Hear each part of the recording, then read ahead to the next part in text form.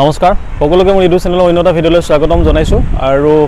এই ভিডিঅ'টো SSC GD 2026 ওপৰত যিসকলে মানে SSC GD 2026 এপ্লাই কৰিছে তো তেওঁলোকে ভাবিছে চাগে যে পোষ্ট বহুত কম প্ৰায় 24-25,000 ওচৰা-ওচৰি পোষ্ট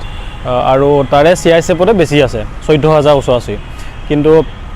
বহুত মানে ডিমোটিভেট হ'ব পাৰে যে এই 25,000 ভেকেঞ্চি আছে তাৰেনো কিমান 1500 বা 2000 ওচৰা-ওচৰিত আমাৰ অসমত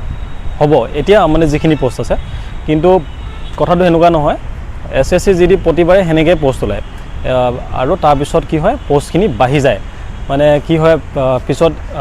মানে এতিয়া কি হৈছে CRP বা SSB এইবিলাকৰ সিহঁতৰ মানে আপডেটটো হয়তো দিয়া নাছিলে এইখিনি সময়তে কাৰণ যিটো আপডেট বিচাৰে ন সেই আপডেটটো হয়তো সেইখিনি সময়ত দিয়া নাছিলে সেইকাৰণে মানে তেওঁলোকৰ পোষ্টৰ কিমানখিনি খালী আছে সেইটো তেওঁলোকে দিব পৰা নাছিলে আৰু CISFৰ দি দিছে বাৰু 14,000 তো বহুত আছে আৰু সেইটো হিচাপত যদি CISFতে যদি 14,000 ওলায় বাকি CRP BSFতো বেছিকৈ ওলায় আপুনি সেইটোতে চিন্তা কৰক তো কমসে কম 50,000 ওচৰা-ওচৰি হৈ যাব আৰু গম পাই যাব প্ৰায় এতিয়া আপোনালোকৰ যি এক্সাম সেই এক্সাম ফেব্ৰুৱাৰী এপ্ৰিলৰ মাজতে হ'ব সেই নটিছখনতে লিখা আছিলে ফেব্ৰুৱাৰী এপ্ৰিলৰ মাজত হ'বলৈ গ'লে আৰু বেছি দিন নাই এইটো জানুৱাৰী মাহ কালি পৰিব এতিয়া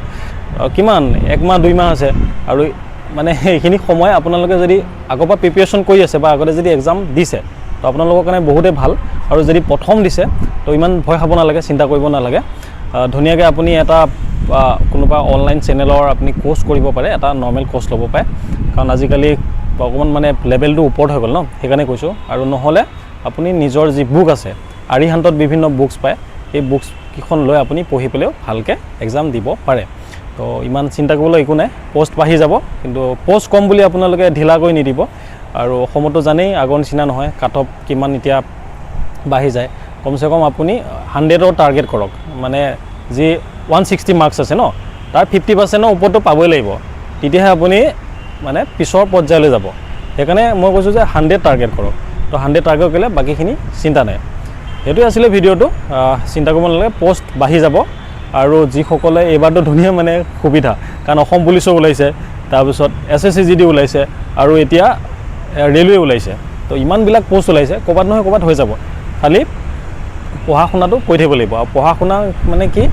অসম পুলিচৰ বস্তুটো বেলেগ অসম পুলিচৰ ৰানিংটো মেইন তো তাৰ কাৰণে আপুনি ৰানিঙো কৰিব লাগিব আৰু SSC GD বা ৰেলৱেত আপুনি দিব লাগিব প্ৰথম এক্সাম আৰু সেই এক্সামৰ কাৰণে প্ৰিপাৰেশ্যন কিন্তু ভালকৈ কৰিব লাগিব মানে আপুনি এতিয়া দুই পিনে ফিজিকেলি মেণ্টেলি চব পিনে ষ্ট্ৰং হ'ব লাগিব তেতিয়াহে 2026 চনটোত মানে এটা চাকৰি ল'ব পাৰিব আৰু কম্পিটিশ্যন বহুত হাই হৈছে গম পাইছে তো সেইটো লেভেলত কষ্ট কৰিব লাগিব মানে যেনেকৈ আপুনি মেট্ৰিক হায়াৰ ছেকেণ্ডেৰীত বাবে এক্সাম তৈয়াৰী কৰে না তাতকৈ দুগুণ তৈয়াৰী কৰিব লাগিব তেতিয়াহে তো সিমানেই আছিলে ভিডিঅ'টো যদি ভাল পালে লাইক কৰিব জয় হিন্দ